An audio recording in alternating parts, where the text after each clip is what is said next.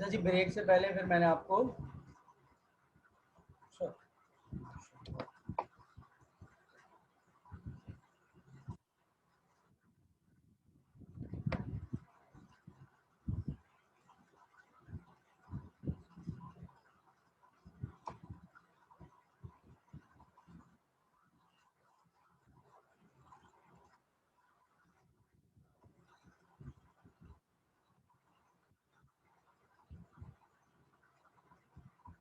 अच्छा देखिए, अगेन मैंने आपसे ये कहा है कि प्रॉब्लम को सॉल्व करना इज एन आर्ट।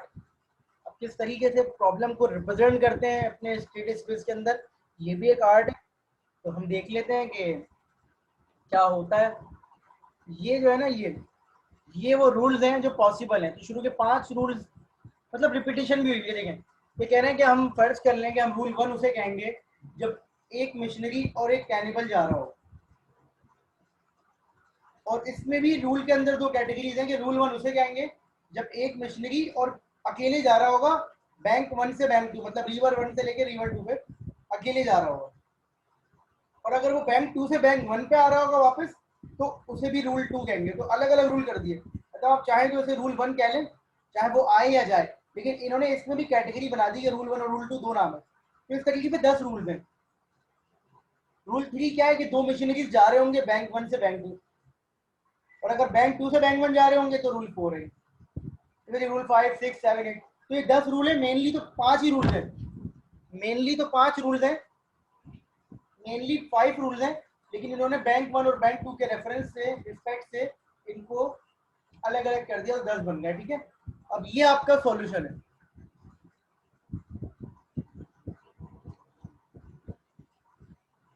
कि सबसे पहले, अच्छा इन्होंने देखा वैसे रिप्रेजेंट किया हुआ है, स्केट डायग्राम बनाते तो बड़ी हो जाती थी, इन्होंने इस तरह से रिप्रेजेंट किया हुआ है। और ये सिर्फ सॉल्यूशन है, ये तमाम पॉसिबिलिटीज नहीं है, मतलब कंप्लीट स्टेट स्पेस नहीं है, सिर्फ ये सॉल्यूशन।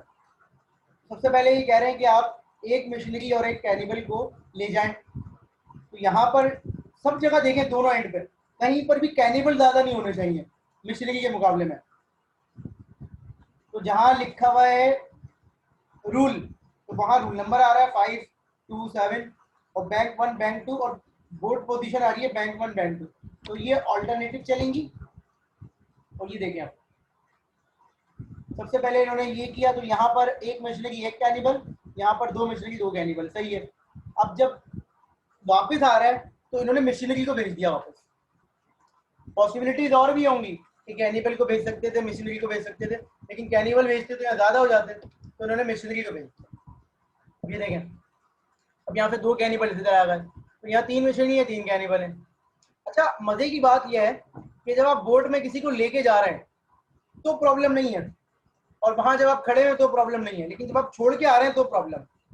ठीक है, मतलब ये देखें आप, जैसे यहाँ पर ये जैसे ही यहाँ से एक कैनिबल इधर आ गया, तो यहाँ से एक मिशनरी एक कैनिबल चला गया। इस तरीके से पूरा सॉल्यूशन देखें तो पूरा सॉल्यूशन सक्सेसफुली इंप्लीमेंट हो चुका है। लेकिन ये सिर्फ सॉल्यूशन है।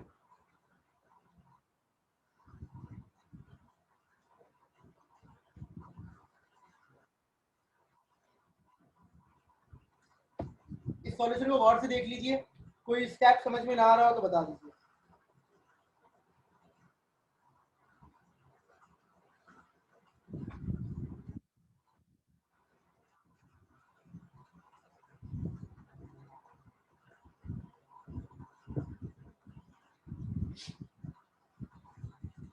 कोई सवाल?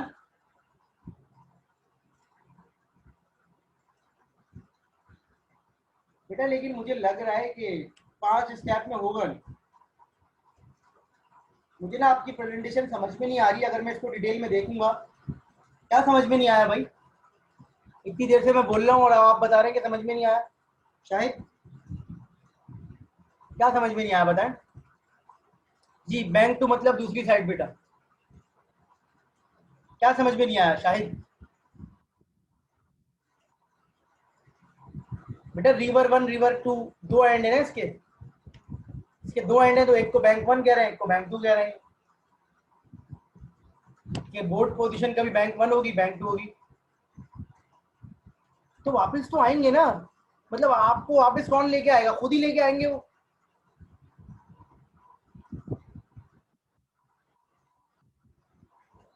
तो अब 3 प्रॉब्लम्स के बाद आपको ये प्रॉब्लम समझ में नहीं आ रही, हैरत, क्योंकि अब आसान हो जानी चाहिए। ये कह रहे हैं ये इसको उठा के ऊपर लिख दो और इसको उठा के नीचे लिख दो, ये कह रहे हैं, समझ गए?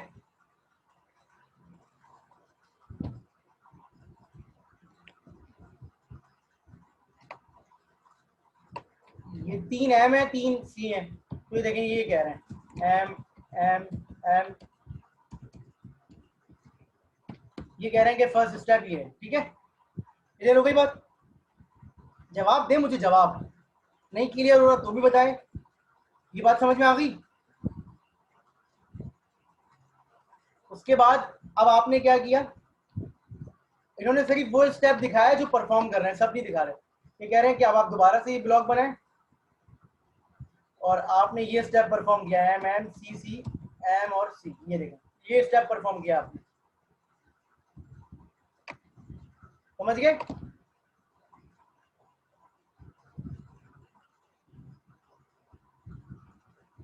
फिर अब कौन सा परफॉर्म किया है, ये इन्होंने एम को वापस भेज दिया, सही है? लेकर 2 जा रहे हैं, कभी लेकर वापस 1 आ रहे हैं, कभी 2 आ रहे हैं, डिपेंड करता है ना सॉल्यूशन पे। अब आप जो कंफ्यूज हो रहे हैं वो इसलिए हो रहे हैं कि आप डायरेक्ट सॉल्यूशन को देख रहे हैं, सही है? अब आपका असाइनमेंट क्या है वो सुन लीजिए। आपने इस प्रॉब्लम का स्टेट स्पेस बनाना है पूरा, इस तरह का स्टेट स्पेस बनाना है, इस तरह का स्टेट स्पेस बनाना है। ये तो सिर्फ सॉल्यूशन था ना जो मैंने आपको ब्रेक से पहले समझाया था, तो ये बनेगा यहाँ पर। तो जो जो पॉसिबिलिटीज है वो सब बनानी है आपने इस प्रॉब्लम की। इसका मतलब क्या है कि अगर मैं आपको पहला स्टेप करके दिखाऊं तो देखिए पहला स्टेप ये होगा एम एम एम, ये हो गया, ये आपका पहला स्टेप हो गया, ठीक है? ये आपकी फर्स्ट स्टेट हो गई इनिशियल। अब इसके बाद आपके पास कितने ऑप्शन है बताएं, यहां से इसके बाद कितने पॉसिबल ऑप्शन है, इलीगल नहीं पॉसिबल।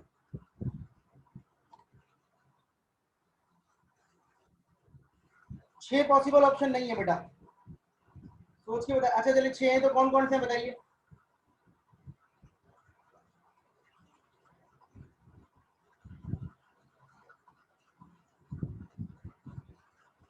हाँ बताइए कौन कौन से हैं 6 गुलाम मुस्तफा। एक दफा ये क्या देखिए, पॉसिबिलिटीज का मतलब ये होता है कि ये आप काम कर सकते हैं।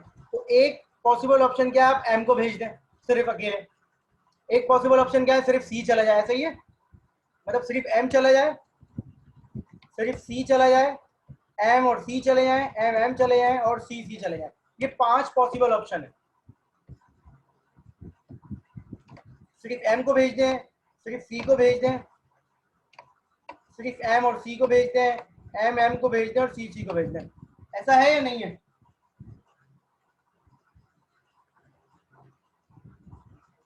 इसके अलावा कोई है या ये मैं गलत कर रहा हूं?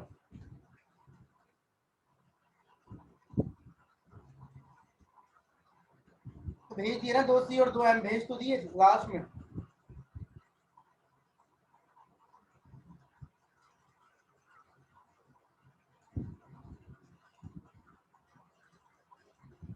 सही है, सही है। अब आप क्या करेंगे, आपने कहा कि सर देखें, आप अपनी कॉपी में ना इसको असाइनमेंट डिजाइन कर रहे हैं। आपने कहा सर अगर 2 एम भेजूंगा तो सर यहाँ पर 3 सी हो जाएंगे, तो प्रॉब्लम हो जाएगी, ये तो इलीगल हो गई। सही है सर, क्लियर हो गई बात? क्लियर हो गई बात? मैं आपको असाइनमेंट समझा रहा हूँ पहली और आखिरी दफा, अगर किसी को समझ में नहीं आएगा तो वो रिकॉर्डिंग देख ले। अब अगर सर मैं यहाँ पर एम भेज देता हूँ तो सर तब भी यहाँ पर 3 सी होंगे 2 एम, तो ये भी इलीगल हो गई। ऐसा ही है, ऐसा ही है।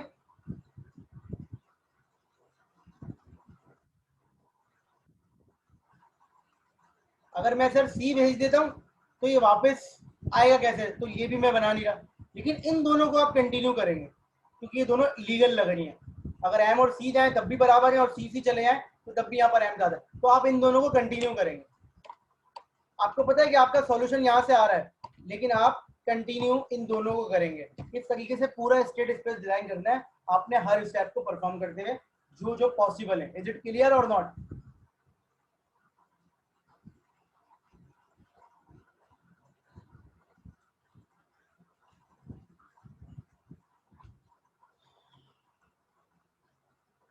जब ये आप पूरा स्टेट स्पेस डिजाइन कर देंगे तो आप मुझे आखिर में क्या बताएंगे बेटा, ये बताएंगे आप आखिर में। देखें जिस तरीके से इस क्वेश्चन के अंदर आंसर तक जाने के दो रास्ते थे, एक ये वाला और एक ये वाला, तो क्या आपकी प्रॉब्लम में जो आपने डिजाइन किया है क्या एक से ज्यादा सॉल्यूशन है, इसके अलावा कोई सॉल्यूशन है, इस सीक्वेंस के अलावा कोई सॉल्यूशन है? वो आप मुझे बताएंगे कि भाई एक से ज्यादा है या नहीं है। सिर्फ स्टेट स्पेस डिजाइन नहीं करना, आपने ये भी बताना है कि आपके सॉल्यूशन जो है वो एक से ज्यादा आ रहे हैं या नहीं आ रहे। इज इट क्लियर और नॉट?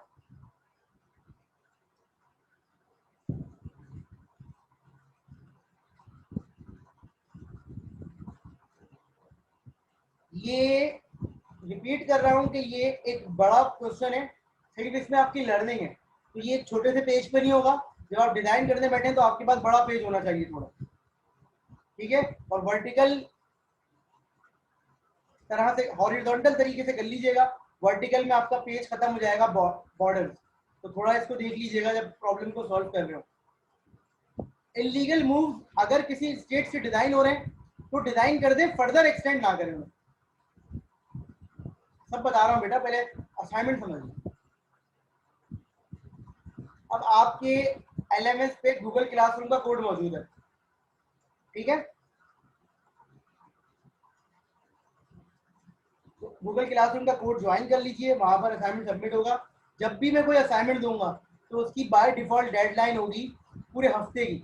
मतलब अगर आज मंडे को असाइनमेंट दिया है तो संडे की रात 12 बजे तक की डेडलाइन है। अगर वेडनेसडे को असाइनमेंट दिया है तो ट्यूसडे की रात 12 बजे तक की डेडलाइन, ठीक है? अनटिल और अनलेस कोई स्पेसिफिक केस हुआ जहां मुझे लगा कि काम कम टाइम देना है या ज्यादा देना है, अदरवाइज बाय डिफॉल्ट आपकी डेडलाइन एक हफ्ते की होती है। क्लियर?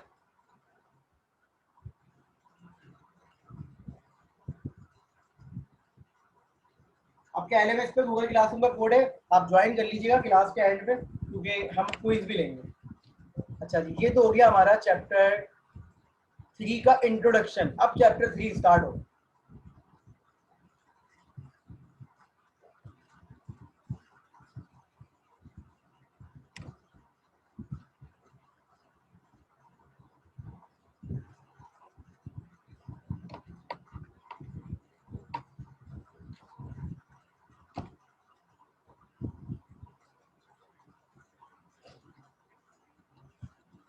इस चैप्टर का नाम देख लें, सॉल्विंग प्रॉब्लम्स बाय सर्चिंग। तो यहाँ अब आप थोड़ा सा थियोरेटिकल कॉन्सेप्ट से बाहर आके थोड़ा आप टेक्निकल चीज़ों पे भी आ रहे हैं, एल्गोरिथम्स पे भी आ रहे हैं। आप ये कह रहे हैं कि रिफ्लेक्स एजेंट जो है बड़े सिंपल होते हैं, base their actions on a direct mapping from state to action. कह रहे हैं कि आप उनके एक्शंस को देखते हुए डायरेक्ट मैपिंग कर देते हैं स्टेट की एक्शन से, कि भाई अगर ये स्टेट हो तो ये कर लो, ये स्टेट हो तो ये कर लो। लेकिन ये डेफिनेटली हम बात कर चुके हैं कि ये अच्छे नहीं होते, एफिशिएंट नहीं होते, इन अ सेंस कि which this mapping would be too large to store. जो आप मैपिंग करना चाह रहे हैं वो बहुत बड़ी हो जाएगी, क्योंकि जितनी कंडीशंस होंगी उतने एक्शंस के लिए आपको एक बड़ी मैपिंग करनी पड़ेगी, and would take too long to learn. और जाहिर सी बात है अगर लर्निंग करवाना चाहें तो उसमें बहुत टाइम लगेगा। तो इसका सॉल्यूशन ये है कि गोल बेस्ड एजेंट हम यूज करते हैं। चैप्टर 3 की मोटिवेशन ये है कि हम गोल बेस्ड एजेंट यूज कर रहे हैं। मैं फिर रिपीट कर रहा हूँ, यूटिलिटी की बात नहीं कर रहा, मैं गोल बेस की बात कर रहा हूँ। तो समटाइम्स हम लोग आंसर पे फोकस कर रहे होंगे सिर्फ, और समटाइम्स हम यूटिलिटी वाले आंसर पे फोकस कर रहे होंगे। तो problem solving agent is a kind of goal based agent, मतलब गोल बेस्ड एजेंट ही है, उसको हम प्रॉब्लम सॉल्विंग एजेंट कह रहे हैं।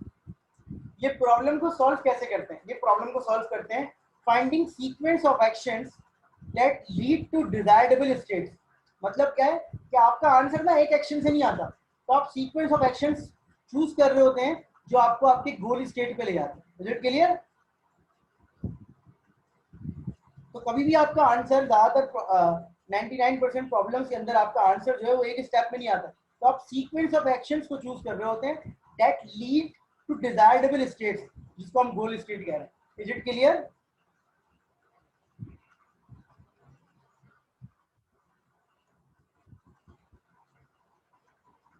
बेसिकली सबसे पहला स्टेप जो होता है वो होती है गोल फॉर्मुलेशन। मतलब अगर आप किसी प्रॉब्लम को सॉल्व करना चाह रहे हैं,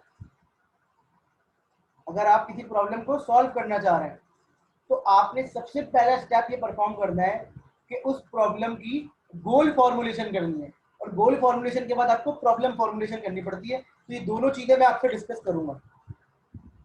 गोल फॉर्मुलेशन, अब ये गोल फॉर्मुलेशन क्या चीज होती है इसको समझ लें। आई एम अगेन रिपीटिंग कि अगर आप कोई प्रॉब्लम सॉल्व कर रहे हैं तो ये आपकी प्रॉब्लम है, किसी और की नहीं। तो आपको उस प्रॉब्लम के बारे में हर चीज पता होनी चाहिए, जो जो आपकी रिक्वायरमेंट है। अगर आप कराची शहर में शॉर्टेस्ट पाथ बताने की कोशिश कर रहे हैं तो आपके पास कराची शहर का मैप होना चाहिए।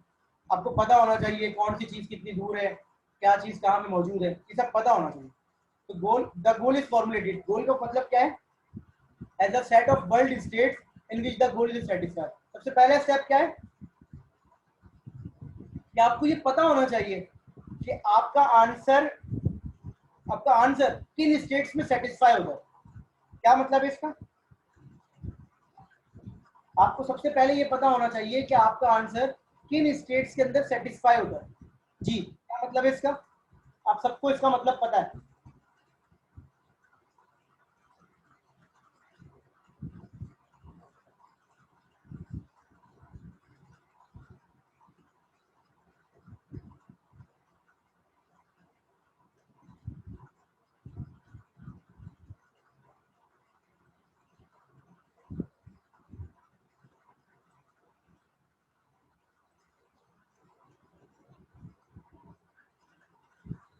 बेटा आंसर दे दें सवाल का, सबको इसका जवाब पता है। आप जो प्रॉब्लम सॉल्व कर रहे हैं आपको ये पता होना चाहिए कि आपका गोल जो है वो किन स्टेट्स में सेटिस्फाई हो सकता है। आपने ट्री पढ़ा है? ट्री, डेटा स्ट्रक्चर के अंदर ट्री पढ़ी है? ट्रैवर्सिंग करते थे ट्री के अंदर, in order, pre order, post order, क्यों करते थे? क्या वजह थी?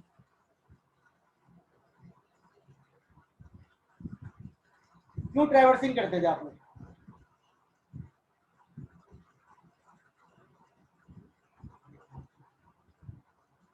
ऐसे घूम के आना होता था बस?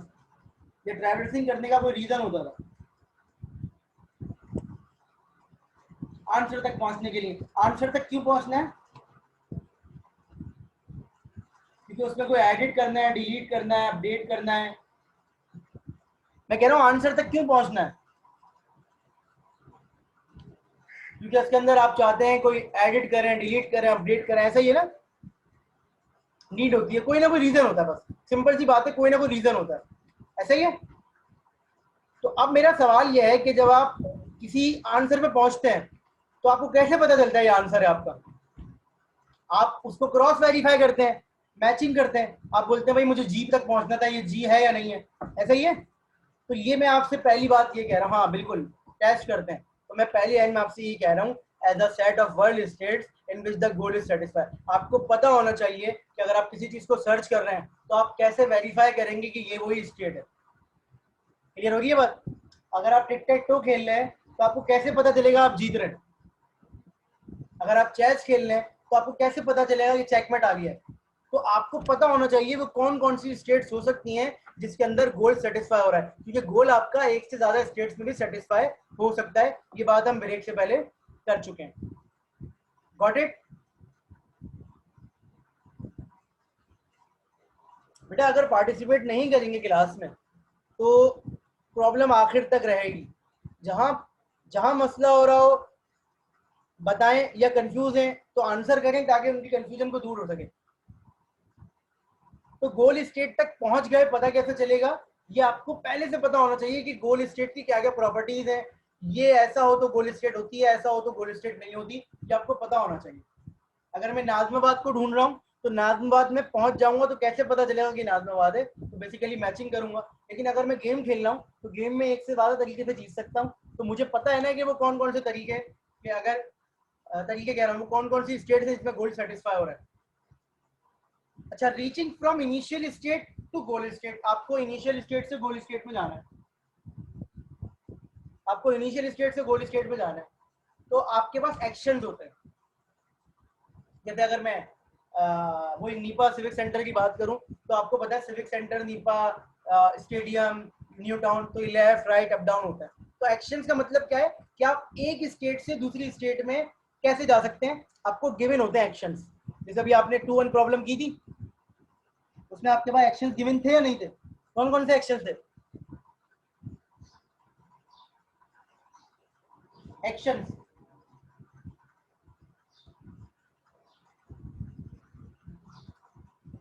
हॉप और स्लाइड था मेनली ना, हॉप और स्लाइड। तो actions basically are the operators जो कि आपकी ट्रांजिशन परफॉर्म करवाते हैं जो आपकी स्टेट्स होती हैं उनके दरमियान में। तो it's not about left right, कभी कभी ना ऐसे एक्शन भी होते हैं। देखें मैं आपको समझाता हूँ, ये एक स्टेट है,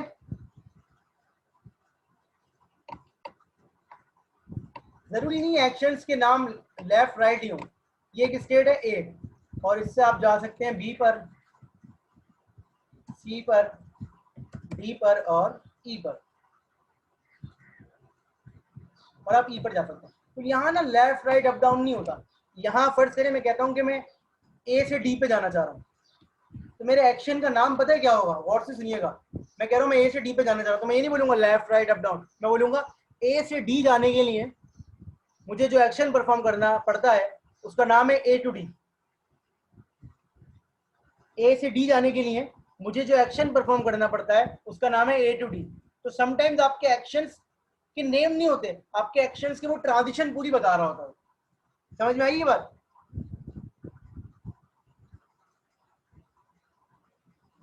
हमें फिर ये नहीं कंसर्न होता कि लेफ्ट जाना है राइट जाना है। अगर मैं मैप की बात करूं, आपको यहाँ लिखा हुआ नाजनाबाद, यहाँ लिखा हुआ न्यू टाउन, यहाँ लिखा हुआ मलिर, यहाँ लिखा हुआ कुछ मलिर तो नहीं, यहाँ लिखा हुआ स्टेडियम, और यहाँ लिखा हुआ नीपा। तो आपको ये नहीं लिखा हुआ होगा, ये नहीं लिखा हुआ होगा आपको कि ये लेफ्ट पर है, ये राइट पर है, यहाँ पे डाउन है। आपको सिर्फ ये गिवन होगा कि भाई ए से बी पे जाना है तो ये एक्शन परफॉर्म कर दो। हमें इसका नाम नहीं पता इस एक्शन का, तो हम क्या कहेंगे A to B. Is it clear?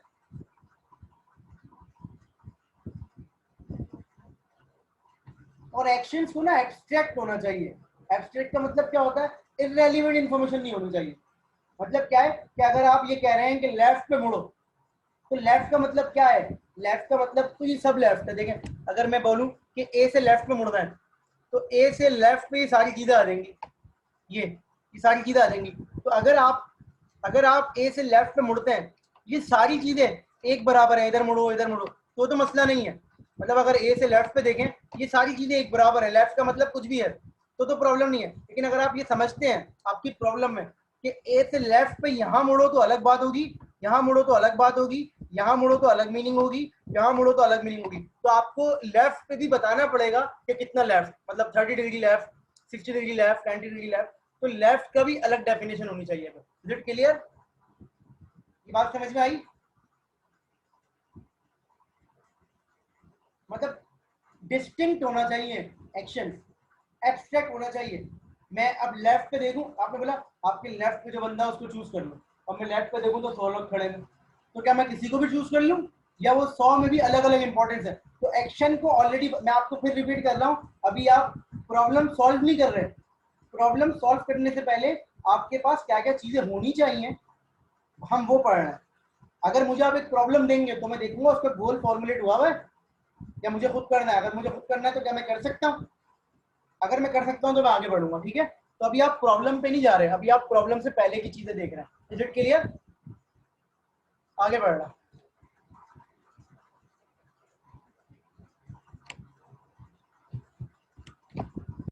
Goal formulate हो जाए तो प्रॉब्लम को फॉर्मुलेट करो। अब आप बोलेंगे सर ये प्रॉब्लम फॉर्मुलेशन क्या होती है? तो प्रॉब्लम फॉर्मुलेशन का मतलब बेटा ये होता है कि प्रॉब्लम की जो इन्फॉर्मेशन है वो आपको गिवन है। प्रॉब्लम का मतलब क्या है कि आपकी प्रॉब्लम में कौन कौन से एक्शंस हैं, कौन कौन सी स्टेट कंसीडर करनी है। वहां तो सिर्फ गोल स्टेट की बात हो रही थी, अब आप ये कह रहे हैं कि कौन कौन सी स्टेट है। फर्स्ट करें मैं कराची शहर की बात कर रहा हूँ, और कराची शहर में मैं टाउन वाइज बात कर रहा हूँ। पहले 18 टाउन थे ना कराची शहर में, मैं उन टाउन की बात कर रहा हूँ कि 18 टाउन है। तो मेरे पास मैप के अंदर 18 टाउन गिवन है, तो इसके अलावा मुझे कुछ कंसीडर नहीं करना। मतलब क्या है कि लियाकताबाद से अगर मैं गुलबर्ग टाउन जा रहा हूँ तो बीच में जो भी आ रहा है कुछ कंसीडर नहीं करूंगा, सिर्फ ये चीज है। मतलब मेरे मैप में मुझे सिर्फ ये गिवन होगा कि ये लियाकताबाद है और ये गुलबर्ग टाउन है। तो अब अगर आप ऐसा मैप कंसीडर कर रहे हैं जिसमें ये वाली स्टेट है तो बीच में करीमाबाद आ रहा है, आयशा मंजिल आ रहा है, कोई कंसीडर नहीं होगा। हमें प्रॉब्लम में कहा हुआ है कि सिर्फ वो स्टेट कंसीडर करनी है जो हमने दी है। तो स्टेट्स का मतलब ये होता है कि जो आपकी काम की स्टेट्स है, ठीक है। और कौन कौन से एक्शन है वो मैं आपको बता चुका हूँ। जैसे फर्स्ट करें दो सिटीज हैं, अमान और जरका। तो कौन कौन से एक्शन इसके बिटवीन में अलाउ है और उनके बिटवीन में कौन कौन सी स्टेट्स हैं वो मुझे पता होना चाहिए, ठीक है। तो ये प्रॉब्लम फॉर्मुलेशन के लाते। अब आते हैं आगे की तरफ। तो because there are many ways to achieve the same goal, एक गोल को अचीव करने के एक से ज्यादा बिल्कुल रास्ते हो सकते हैं। तो जब उन रास्तों को हम कंबाइन करते हैं तो वो ट्री बन जाती है, ऐसा ही है ना। Because there are many ways to achieve the same goal, those ways are together express as a tree. मतलब अगर हम जितने भी रास्ते हैं एक आंसर तक पहुंचने के, एक गोल तक पहुंचने के एक से ज्यादा रास्ते हो सकते हैं, जब उनको हम कंबाइन करते हैं तो वो ट्री बन जाती है। Is it clear?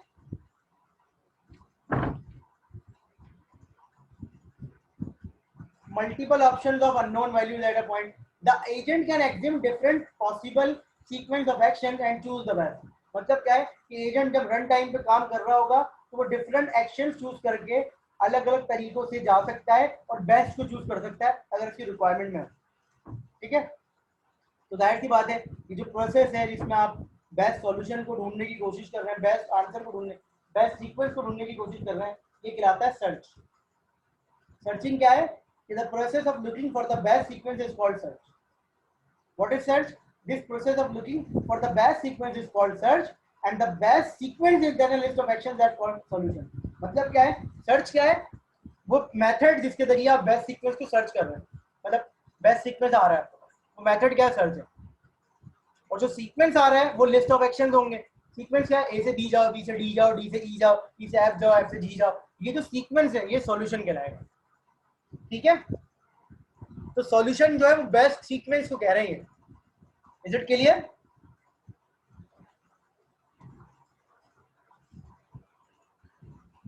सवाल?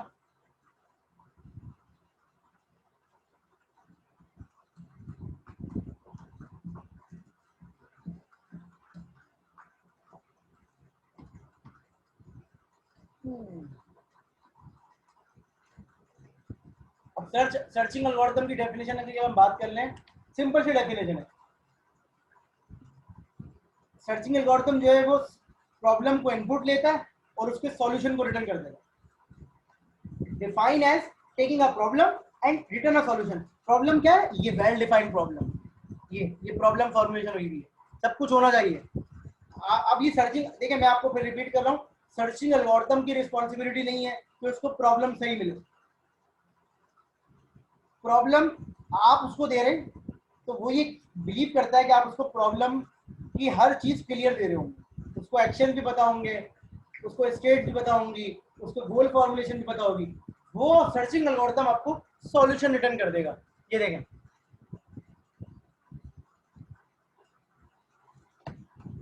Once the solution is found, जब सॉल्यूशन मिल जाएगा, the agent follows the solution and carries out the list of action execute phase. मतलब क्या है कि आपने अब एक प्रॉब्लम समझी पूरी और आपने एल्गोरिथम से बोला कि मुझे ये प्रॉब्लम मैं तुम्हें दे रहा हूँ, मुझे इसका सॉल्यूशन दे दो।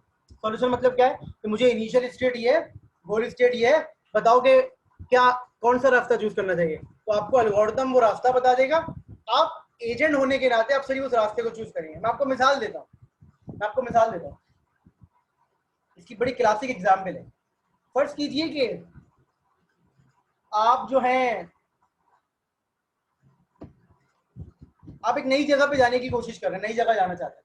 नई जगह जैसे कि आप, आपके जो रिलेटिव्स हैं वो किसी जगह पे शिफ्ट हो गए बहुत दूर और आप वहां जाने की कोशिश कर रहे हैं। तो आप नहीं गए, आपके फादर गए। आपके फादर बेचारे बड़े ढूंढा उन्होंने, उनको 2.5 घंटा लग गया, मतलब उनका घर ढूंढने में उनको 2.5 घंटा लग गया। आपके फादर उनसे मिलके घर पे वापस आ गए। जब वापस आए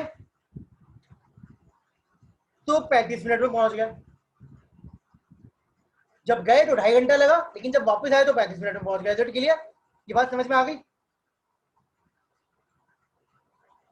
क्यों वापस जाते में प्रॉब्लम क्यों हुई? क्योंकि घर नहीं पता था, पहली दफा जा रहे थे तो 2.5 घंटे लग गए, वापस आए तो 35 मिनट लग गए। अब अगली दफा वो आपकी फैमिली में आपकी मदर को, सिस्टर को, आपको, खुद को, सबको लेके जा रहे हैं, या वो आप वो नहीं जा रहे, वो आपको बोलते हैं बेटा, मतलब आपके बड़े भाई को या जो भी आपकी फैमिली में बड़ा है, वो बोलते हैं बेटा यहाँ से जाओगे तो ये रास्ता है, तो तुम 35 मिनट में पहुंच जाओगे। तो क्या जब आप जाएंगे तो आप अपने फादर से ये बोलेंगे नहीं बाबा चूंकि आप 2.5 घंटे में पहुंचे थे तो मैं भी वही रास्ता चूज करूंगा, या आपके फादर आपको वो रास्ता बताएंगे जो एग्जैक्ट पहुंचने वाला था 35 मिनट वाला।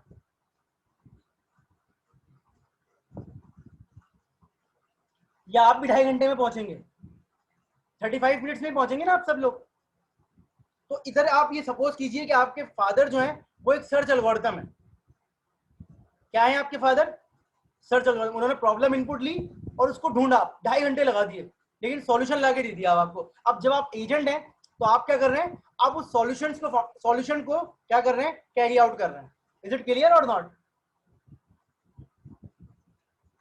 तो इसका मतलब क्या हुआ? इसका मतलब ये हुआ कि जो ख्वारी है, जो टाइम लगाना है, जो सर्चिंग करनी है, वो सारी एल्गोरिथम ने करनी है। आप चूंकि एजेंट हैं तो आप बैठे हुए आराम से, और आपको जब आपका एल्गोरिथम जो है वो सॉल्यूशन ला के दे देता है, आपका एल्गोरिथम आपको सॉल्यूशन ला के दे देता है, तो आप बड़े मजे से उस सॉल्यूशन को एग्जीक्यूट कर देते हैं। ना आपने वो ख्वारी पाली, ना आपने वो पेट्रोल ज़ाया किया, ना आपने वो फ्यूल कंजम्पशन, मतलब पेट्रोल फ्यूल एक ही बात हो गई, ना आपका टाइम लगा। ठीक है, आपने क्या किया? बड़े मजे से उस लिस्ट ऑफ एक्शंस को एग्जीक्यूट कर दिया। उसका मतलब क्या हुआ? एजेंट बड़ा रिलैक्स है। क्यों? एजेंट क्या करता है? प्रॉब्लम को फॉर्मुलेट करता है, सर्चिंग एल्गोरिथम को दे देता है, खुद इंतजार करता है। एजेंट प्रॉब्लम को फॉर्मुलेट करता है, सर्चिंग एल्गोरिथम को दे देता है, खुद इंतजार कर रहा है। जब सर्चिंग एल्गोरिथम उसको आंसर ला के दे देता है तो फिर वो उसको एग्जीक्यूट कर देता है। तो बस एजेंट की जिंदगी यही है, प्रॉब्लम को फॉर्मुलेट करो, सर्च करो, एग्जीक्यूट करो, प्रॉब्लम को फॉर्मुलेट करो, सर्च करवाओ, एग्जीक्यूट करो, प्रॉब्लम को फॉर्मुलेट करो, सर्च करवाओ, एग्जीक्यूट करो। इज इट क्लियर और नॉट?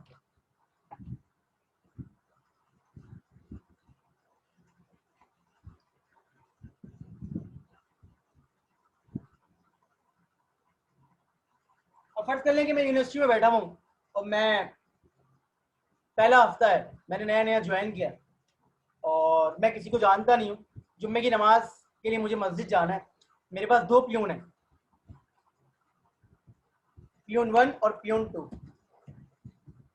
ठीक है, और मस्जिद भी 2 है, वहां पर मस्जिद भी 2 है। ठीक है ना, M1 और M2। M1 करीब है, M2 दूर है। ठीक है ना। अब मैंने दोनों प्यून से कहा भाई मुझे मस्जिद बता दो, कि दोनों बाहर गए। ये दोनों भी नए थे। प्यून 1 जो है वो घूम फिर के, अच्छा ये करीब है, ये मस्जिद करीब है M1। ठीक है, प्यून 1 घूम फिर के तकरीबन वही 2.5 घंटे में आ गए। इन्होंने मुझे 2.5 आवर्स में जाके मस्जिद ढूंढी और मुझे आके इन्होंने बताया। ठीक है, और ये प्यून जो है, मतलब अगर मैं देखें इसको समझाने की कोशिश करूं तो ये डिस्टेंस जो है मुझसे, ये डिस्टेंस आप सपोज कर लें ये है 2 किलोमीटर और ये है 6 किलोमीटर। इसको 4 कर लेते हैं। ठीक है, इसको 4 कर लेते हैं। प्यून आया वापस, ये 2.5 घंटे में आया। लेकिन मेक इट क्लियर, हम इसको P2 को भी हटा देते हैं, इसको भी हटा देते हैं ताकि आपको और आसानी से समझ में आ जाए, फिर कंपैरिजन बाद में करेंगे। ठीक है, ये 2 किलोमीटर, ये 4 किलोमीटर, ये 2.5 घंटे में आता है और 2.5 घंटे बाद आके मुझे इस मस्जिद का एड्रेस बता, 4 किलोमीटर वाला। हाँ, तो ये आके मुझे बता रहा है कि भाई 4 किलोमीटर वाली ये मस्जिद है, यहाँ से इतना दूर है, मैं जाऊंगा यूनिवर्सिटी पे डायरेक्ट इधर चला जाऊंगा। इसने मुझे आंसर वो बताया जो बेहतर नहीं है। ऐसा ही है, हालांकि 2 आंसर थे, 2 जगह पे मेरा गोल सेटिस्फाई हो रहा था। ऐसा ही है ना, मेरा गोल 2 जगह पे सेटिस्फाई हो रहा था, M1 और M2 पे। इसने मुझे M2 का आंसर बताया। ऐसा ही है, मैं खामोशी से इसकी बात मान लूंगा और मैं चले जाऊंगा 4 किलोमीटर दूर वाली मस्जिद। इज इट क्लियर और नॉट? इसमें किसका फॉल्ट है, एजेंट का या एल्गोरिथम का?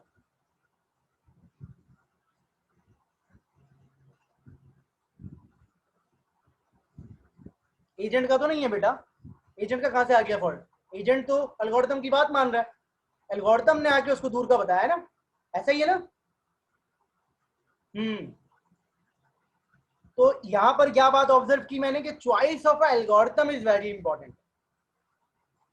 Choice of an algorithm is very important. आप कौन सा एल्गोरिथम चूज कर रहे हैं। अगर आपको सिर्फ मस्जिद जाना था, चाहे वो 2 किलोमीटर दूर हो 4 किलोमीटर, तो एल्गोरिथम अपना काम सही कर रहा है।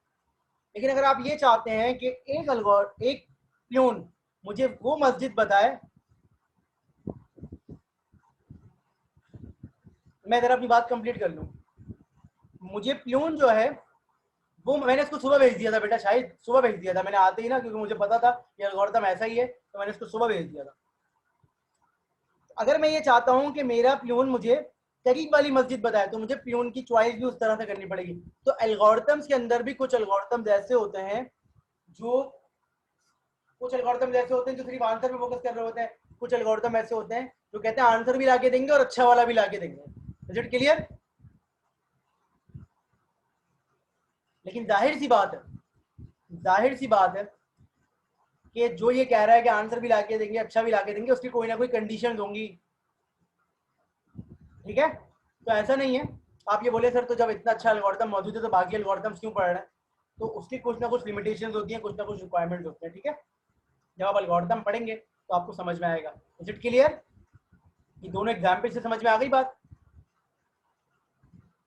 तो लोग ये समझते हैं कि एजेंट जो है ना वो खुद सर्च कर रहा होता, नहीं, एजेंट सर्च नहीं कर रहा होता। एजेंट को फाइनल आंसर मिलता है और एजेंट जो है फाइनल आंसर को एग्जीक्यूट कर रहा होता है। गूगल मैप क्या करके देता है आपको? शॉर्टेस्ट पाथ बताता है, आप उस रास्ते पे चलना शुरू कर देते हैं। गूगल मैप ने पहले खुद ही कैलकुलेशन की हुई होती है, ऐसा ही है ना।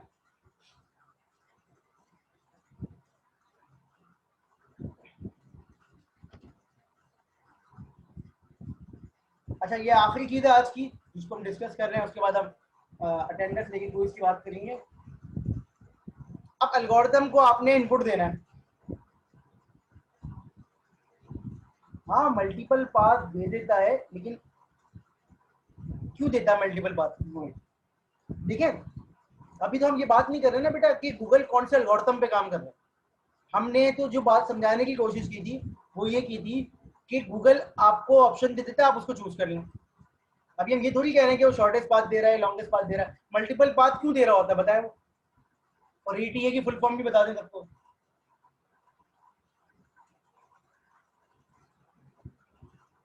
फजील, ईटीए की फुल फॉर्म भी बता दें और ये भी बता दें अगर पता है तो मल्टीपल पाथ क्यों दे रहा होता है। ठीक है, एस्टिमेटेड टाइम के हिसाब से मल्टीपल पाथ दे रहा होता है, क्योंकि देखिए यहाँ पर ना ट्रैफिक वगैरह बहुत जाम होते हैं और इस तरह की जो चीजें होती हैं, तो मल्टीपल पाथ वो आपको इसमें दे रहा होता है और आपको बता रहा होता है कि आप ये ऑल्टरनेटिव भी चूज कर सकते हैं। लेकिन हमारा मेन फोकस गूगल की एग्जाम्पल देते हुए ये था कि आपको रास्ता पता चल गया, अब आप उस रास्ते को चूज कर रहे हैं, आप खुद जाके एक्सप्लोर नहीं कर रहे हैं। Is it clear? ये मेन पॉइंट था उसको समझाने का। ठीक है, जब ये कंपैरिजन वाली बात आएगी तो बिल्कुल मैं आपको इसके कॉन्टेक्स्ट में भी एग्जाम्पल दूंगा इंशाल्लाह। अच्छा, अब एक एल्गोरिथम है, उसको स्टार्ट करना है, लेकिन ये मीटिंग एंड हो रही है तो हम लोग दोबारा ज्वाइन करते हैं। ये मीटिंग एंड हो रही है, 1 मिनट से कम है, तो हम लोग दोबारा ज्वाइन करते हैं।